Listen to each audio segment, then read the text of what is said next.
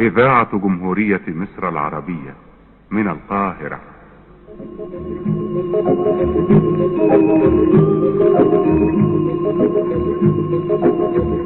من حديقة الشعر والكلمات أقدم لكم قطرات الندى، لمحة شاعرة نقدمها لكم كل صباح.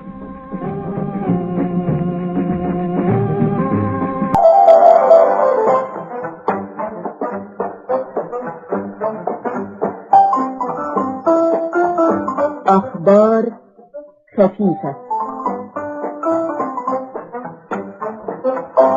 يعيدها ويقدمها لكم اليوم حمدي عبد المجيد.